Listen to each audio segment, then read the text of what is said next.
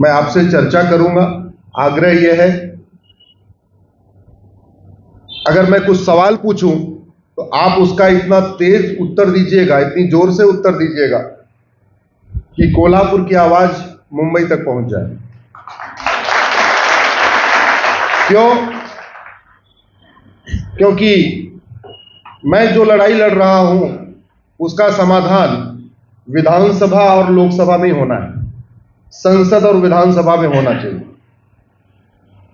जो मैं लड़ाई लड़ रहा हूं उसका समाधान या तो सुप्रीम कोर्ट से होगा, या संसद से होगा, या आपके महाराष्ट्र की विधानसभा से होगा। तो वो तब होगा जब कोल्हापुर की आवाज मुंबई विधानसभा भी पहुंचेगी, दिल्ली के सुप्रीम कोर्ट भी पहुंचेगी और दिल्ली के संसद में भी पहुंचेगी। अभी थोड़ा और जोर से इसलिए बोलिएगा क्योंकि संसद का सत्र शुरू होने वाला है और जेपीसी के सामने मैं प्रेजेंटेशन दे के अभी आया हूं कि वक्त पैट खत्म होना चाहिए।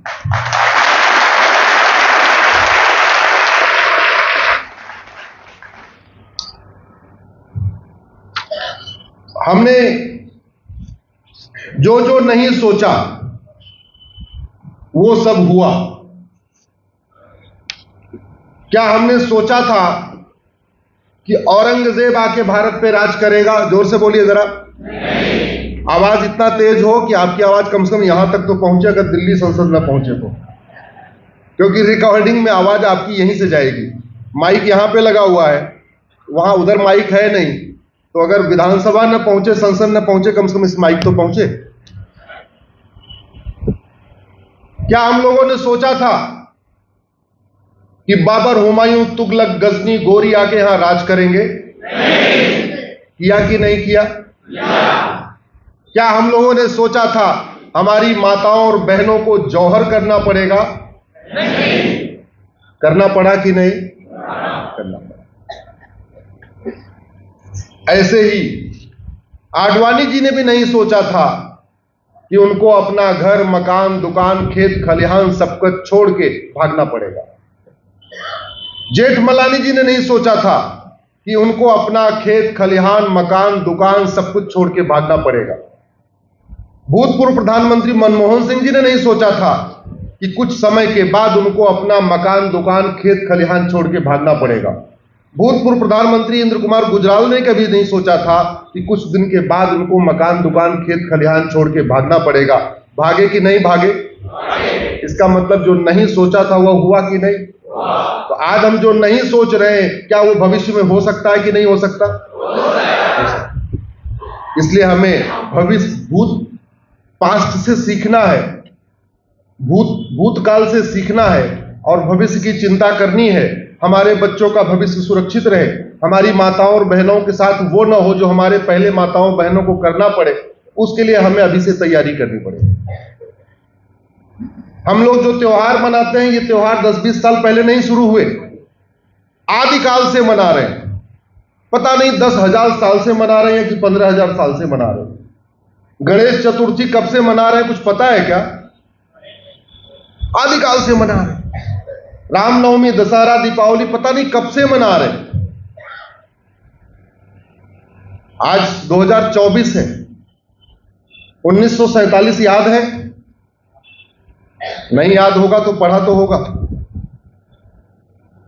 1947 14 जनवरी 1947 को मकर संक्रांति थी और उस दिन आडवाणी जी, जेठमलानी जी, मनमोहन सिंह, इंद्र कुमार गुजराल, सुनील दत्त, राज कपूर, शेखर कपूर, यश चोपड़ा, प्रेम चोपड़ा, खुशवंत सिंह गुलजार, मिल्खा सिंह, रोशन साहब, राजेंद्र कुमार, मोहिंदर अमरनाथ, इन लोगों ने अपने घर में मकर संक्रांति मनाई थी। 19 फरवरी 1947 को शिवरात्रि थी और इन सभी महानुभावों ने अपने घर में शिवरात्रि मनाई थी। 7 मार्च 1947 को होली थी और आडवाणी जी, जेठमलानी जी, गुजराल साहब और मनमोहन सिंह जी ने अपने घर में होली मनाई। 30 मार्च 1947 को रामनवमी थी और उस दिन आडवाणी जी, जेठमलानी जी, गुजराल साहब, सुनील दत्त, यश चोपड़ा, प्रेम चोपड़ा, खुशवंत सिंह गुलजार, रोशन साहब, राजेंद्र कुमार, मोहिंदर अमरनाथ ने अपने घर में होली भी मनाई। 14 अप्रैल को बैसाखी इन लोगों ने अपने घर में मनाई थी। 5 मई को बुद्ध पूर्णिमा थी 1947 को, सबने अपने घर में मनाया था। 20 जून को जगन्नाथ रथ यात्रा सब लोगों ने अपने घर में मनाया था और 3 जुलाई को गुरु पूर्णिमा भी इन लोगों ने अपने घर में मनाया था। जब 3 जुलाई को ये लोग गुरु पूर्णिमा मना रहे थे तो कभी सोचा था क्या कि अगस्त में क्या होने वाला है? जोर से बोलिए जरा। लेकिन जो नहीं सोचा वो हुआ कि नहीं? 3 जुलाई को आडवाणी जी, जेठमलानी जी, मनमोहन सिंह जी ने, गुजराल साहब ने, सुनील दत्त, यश चोपड़ा, प्रेम चोपड़ा ने अपने घर में गुरु पूर्णिमा मनाई। लेकिन 31 अगस्त को जो रक्षाबंधन था वो अपने घर में नहीं मना पाए, वो आ गए झुग्गियों में। ये जो मैंने नाम लिए हैं उस समय के लोग करोड़पति हैं। मैं सामान्य व्यक्तियों का मैंने नाम नहीं लिया है, मैंने उन लोगों का नाम लिया है जो बड़े व्यापारी थे, बड़े उद्योगपति थे, बड़े बड़े किसान थे, इनके पास जमींदार थे, इन जो मैंने नाम लिए हैं। और ये लोग 3 जुलाई को तो अपने घर में थे, लेकिन 31 अगस्त को जिस दिन रक्षाबंधन था उस दिन ये दिल्ली में आके या मुंबई में आके झुग्गियों में रह रहे थे। और उस रक्षाबंधन के दिन तो बहुत सारे लोग अपनी बहनों को भी नहीं ला पाए थे, क्योंकि जब वहां दंगा मचा तो उन्होंने बहनों को रोक लिया, केवल पुरुषों को भागने दिया। क्या आप चाहते हैं कि भारत में फिर दोबारा ये हो सकता है कि नहीं? जिस तरीके की सोच डेवलप हो रही है, मैं इसलिए कह रहा हूं, आपके मुंबई में एक गांव है, पता नहीं आप लोगों ने देखा कि नहीं देखा, सुधीर चौधरी की एक रिपोर्ट आई है आज तक की। गांव का नाम क्या है? बोरीवली के आसपास इधर कहीं है ना, मालवानी। हाँ, शरिया लागू हो गया है। अभी 1947 में इस देश का विभाजन हुआ और अभी 25 साल बीते हैं और भारत के अलग अलग टुकड़ों में, अलग अलग पॉकेट्स में फिर यह शुरू हो गया। इसका मतलब वो सोच खत्म नहीं हुई, और अगर सोच खत्म नहीं हुई तो अगर सोच जिंदा रही, सोच चलती रही तो खतरा फिर बढ़ेगा। इसलिए मैं एक बार बार कहता हूं, बटोगे तो कटोगे। और जब मैं कहता हूं बटोगे तो कटोगे, तो यह कोई पॉलिटिकल नारा नहीं है, यह कॉन्स्टिट्यूशनल नारा है। भारत के संविधान के प्रियम्बल को खोल के देखिए, उसमें लिखा है यूनिटी, नेशनल इंटीग्रेशन। भारत की अखंडता को मजबूत करो, एक होके रहो, एक होके रहो, नेक होके रहो। संविधान का प्रियम्बल कहता है। Fraternity, unity, national integration constitution में आया हुआ है। एक देश एक विधान होना चाहिए, मजहब के आधार पर कोई योजनाएं नहीं होनी चाहिए, मजहब के आधार पर कोई बोर्ड नहीं होना चाहिए, मजहब के आधार पर कोई ट्रिब्यूनल नहीं होना चाहिए, मजहब के आधार पर कोई मंत्रालय नहीं होना चाहिए, मजहब के आधार पर कोई आयोग नहीं होना चाहिए, कुछ भी नहीं होना चाहिए। यह भारत के संविधान निर्माताओं ने कहा। लेकिन चूंकि हम लोग जातियों में बटे रहे, भाषा के आधार पर बटे रहे, क्षेत्र के आधार पर बटे रहे, तो ओट जीवी नोट जीवी गद्दारों ने हमें बांट के केवल और केवल अपना उल्लू सीधा किया और देश में वो सारे काम किए जो कॉन्स्टिट्यूशन के खिलाफ है। और दुर्भाग्य आप देखिए, कॉन्स्टिट्यूशन के खिलाफ सारे काम किया और कह रहे हैं हम कॉन्स्टिट्यूशन बचाएंगे। जो इतनी बड़ी साजिश चल रही है, संविधान की आड़ में संविधान को खत्म करने की साजिश चल रही है, लोकतंत्र के आड़ में लोकतंत्र को खत्म करने की साजिश चल रही है। यह हमें पता नहीं है, और अगर हमें पता है तो केवल हमें पता है, हमने दूसरों को बताया नहीं। मैं आज आप लोगों से एक विशेष रिक्वेस्ट करता हूं, आप जो कुछ जानते हैं उसको अधिक से अधिक लोगों तक पहुंचाइए। पहुंचाने का तरीका क्या है? भारत में 50 करोड़ लोग फेसबुक यूज करते हैं। इस हॉल में बैठे हुए सभी लोग अगर 5-5 हजार लोगों को अपना फेसबुक फ्रेंड बना ले, तो अभी आप मेरी जो बात सुन के जाएंगे और इस वीडियो को अपने फेसबुक पे डाल देंगे, एक एक आदमी के अगर 5-5 हजार फेसबुक फ्रेंड होंगे, तो आपकी बात जो कोल्हापुर में मैं आज कर रहा हूं, देखते देखते ये 5 करोड़ लोगों तक पहुंच जाए। कर सकते हैं कि नहीं? अदरवाइज मैं यहां आया दिल्ली से, मैं बोल के गया, आप यहां आए, आपने ताली बजाई और घर जाके भूल गए, तो मेरा आने का कोई मतलब नहीं हुआ और आपके यहां आने का कोई मतलब नहीं। फिर यह केवल समय की बर्बादी है।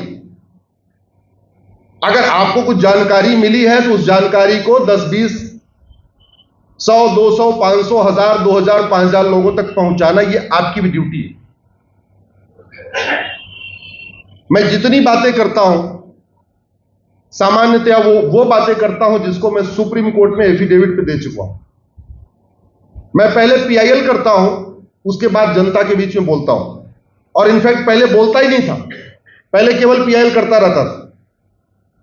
फिर बाद में मुझे समझ में आया कि मैं पीआईएल तो करता जा रहा हूं, दिल्ली में सरकार को नोटिस भी हो रही है, लेकिन लोगों में कोई जागरूकता ही नहीं। फिर मैंने यह तय किया कि नहीं, अब Monday to Friday Supreme Court में रहेंगे और सैटरडे संडे आपके बीच में रहेंगे। आज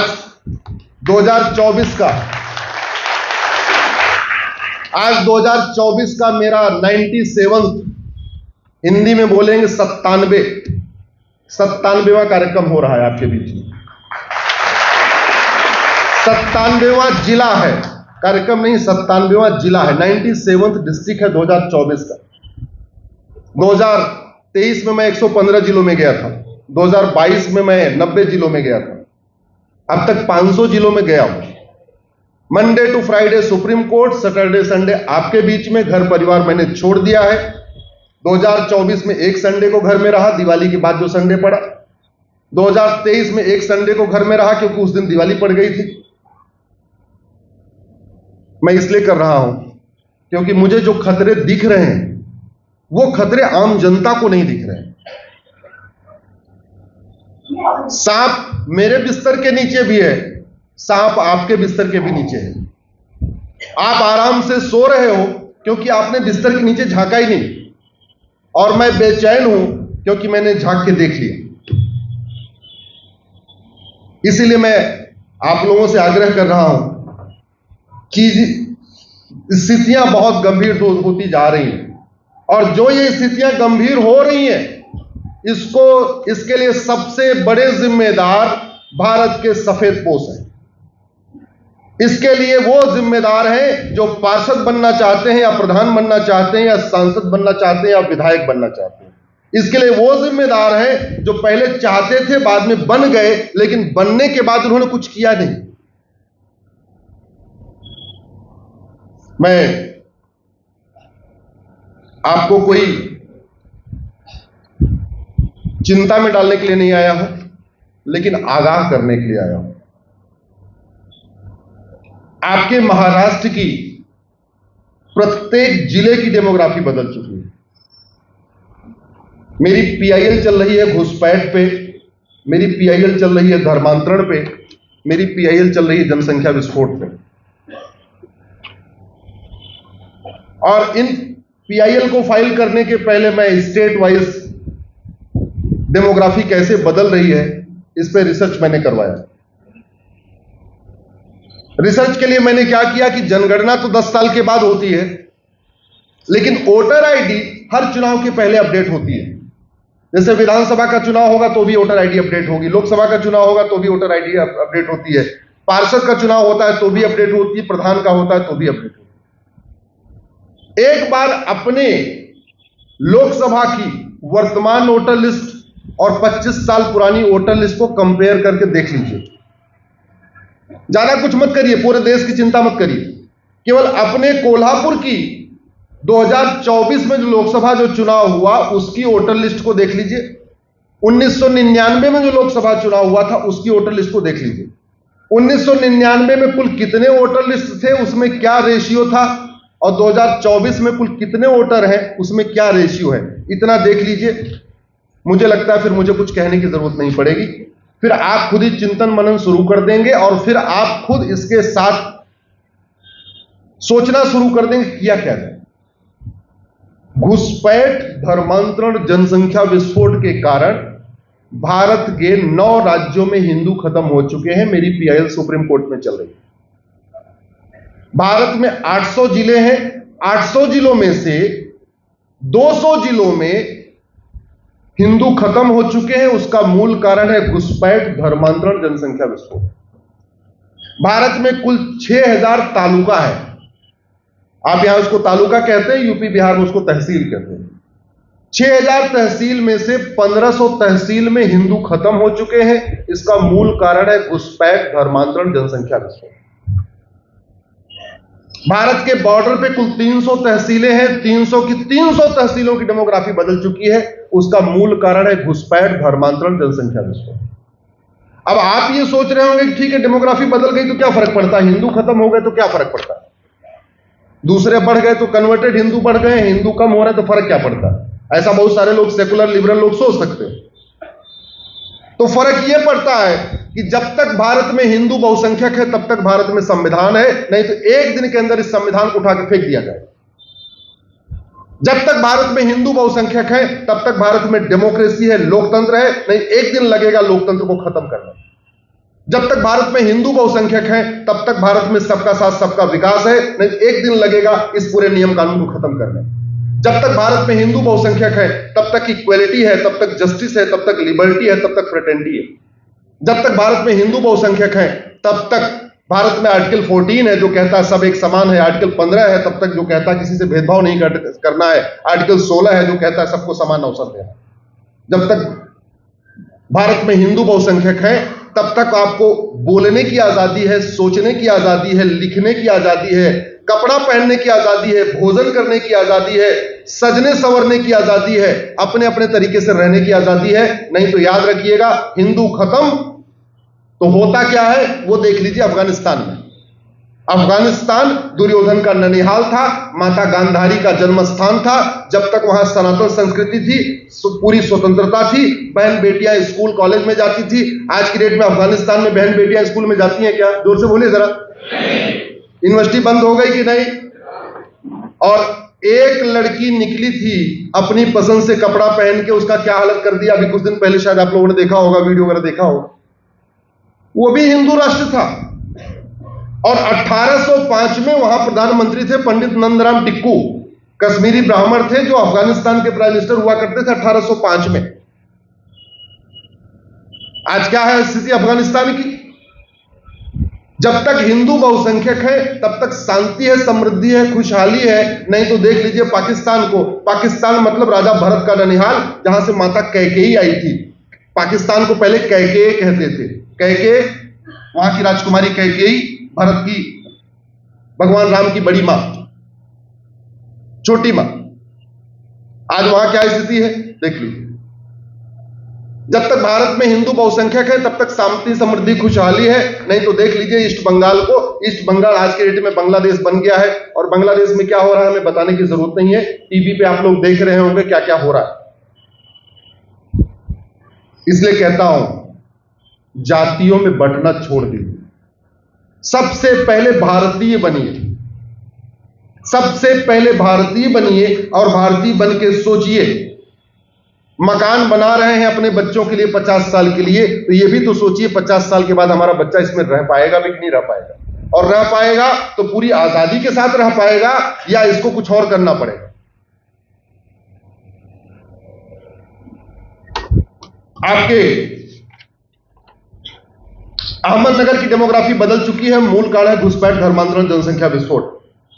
अकोला, अमरावती, औरंगाबाद की डेमोग्राफी बदल चुकी है। मूल कारण है घुसपैठ, धर्मांतरण, जनसंख्या विस्फोट। आपके बीट, भंडारा, बुल्हाना, चंद्रपुर की डेमोग्राफी बदल चुकी है। मूल कारण है घुसपैठ, धर्मांतरण, जनसंख्या विस्फोट। नहीं विश्वास है अपने अपने लोकसभा की वोटर लिस्ट आज वाली 25 साल पुरानी उठा के देख लीजिए, अपने विधानसभा की आज वाली वोटर लिस्ट 25 साल पुरानी उठा के देख लीजिए, और बाकी नहीं और कम मेहनत करनी है, अपने वार्ड की आज की वोटर लिस्ट और 25 साल पुरानी वोटर लिस्ट उठा के देख लीजिए।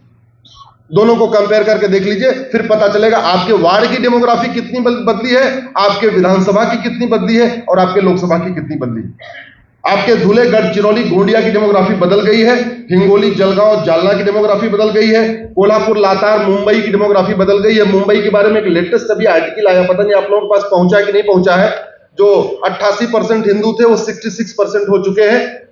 भारत की सबसे बड़ी झुग्गी बस्ती जिसको धारावी कहते हैं, जहां 80 के दशक में 80-20 जो रेशियो था धारावी का 80-20 था, वो जस्ट उल्टा हो चुका है, 20-80 हो चुका है।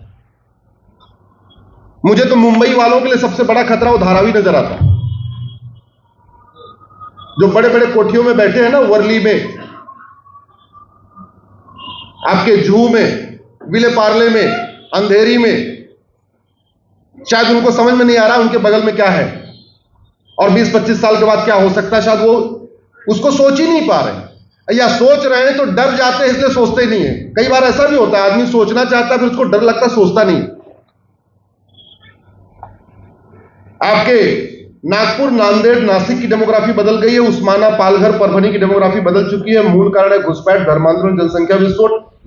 आपके पुणे, रायगढ़, रत्नागिरी की डेमोग्राफी बदल चुकी है। मूल कारण है घुसपैठ, धर्मांतरण, जनसंख्या विस्फोट। सांगली, सतारा, सिमुजूर की डेमोग्राफी बदल चुकी है। मूल कारण है घुसपैठ, धर्मांतरण, जनसंख्या विस्फोट। सोलापुर, थाने, वर्धा, वाशिम, यवतमाल की डेमोग्राफी बदल चुकी है।